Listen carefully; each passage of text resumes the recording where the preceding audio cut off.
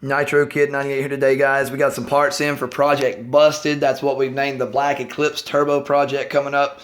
Yeah, just watching the video, you can probably understand why it got that name. Let me go over a couple updates on the car before I tell you what all this is, and this will make a little bit more sense. We got the car, we put a battery in the car just to see if it would start, see if we get anything. I like to do that before I throw an engine on the stand that I really don't plan on completely rebuilding. I was told when I picked up the car that it has extremely low miles. It has Wiseco 8.8-to-1 pistons in it and ARP head studs. Pulled the valve cover. The cylinder head looked great. Looked to be low miles. It was perfectly clean. Honestly, doesn't look like it'd been that long since it was at a machine shop. Unfortunately, all factory hardware besides ARP head studs. That's fine. I was told it had ARPs. Hopefully, it's got the Wiseco pistons too. Part that bothers me about it, as you see on the video, it has a factory manifold, which leads me to believe if it was running, it was running in A and low compression pistons. It's not just going to hurt them, but it's just kind of pointless. Hopefully they took all the turbo equipment off of it before selling it to him. I don't know the whole backstory of the car, just what I was told. That's pretty much what I told you. The plan for the car, let me go over that again, is basically all the hardware, or not hardware, all the engine and everything besides the transmission.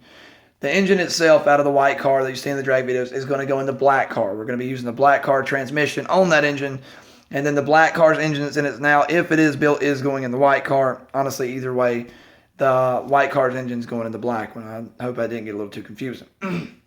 Which is why I have a couple things here today. When we tried to start the car the other week, went to turn it over, it would turn over, but we wouldn't get anything trying to fire. I traced it back to the fuel pump. The fuel pump was completely gummed up from 6-year-old gas, which was purple, believe it or not. I had actually turned purple.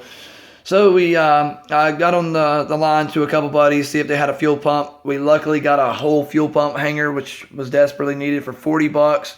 Got it in, took the fuel tank out, cleaned it out real good, put some fresh gas in it, put the fuel pump back.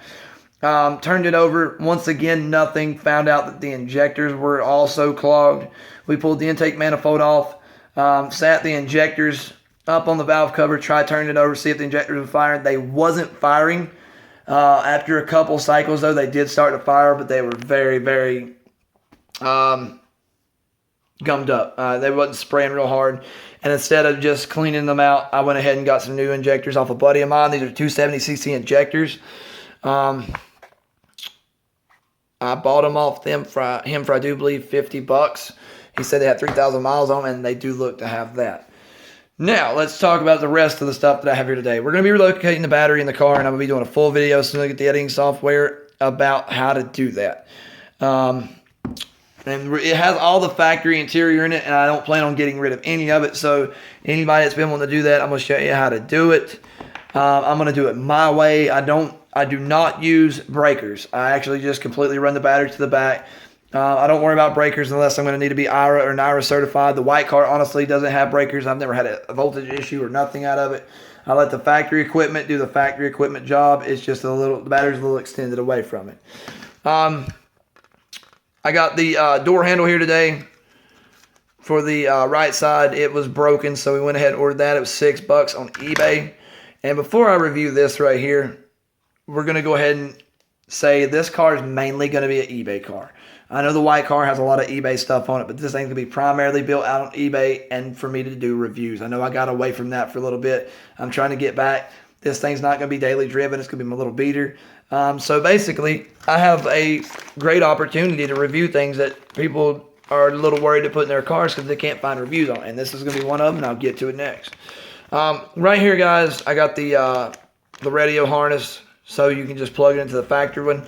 Unfortunately, mine does not have a factory plug, so we're going to go to the junkyard, get one wired in. So when I change out radios, just the easiest wiring that to a radio and plug and play.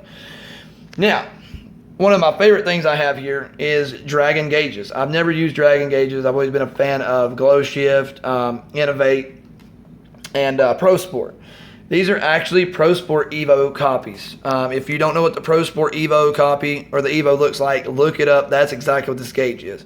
When I opened the package, I was a little worried it was going to be this gauge right here. Luckily, it wasn't, because anybody knows what a Pro Sport EVO is. It looks nothing like that gauge. Luckily, I went and hooked this one up to the battery in the Gallant just to turn it on, and it is exactly what I want it to be. Has a beautiful display, has a real nice opening ceremony, real clear, real easy to read. Looks like it's hopefully going to be a decent gauge.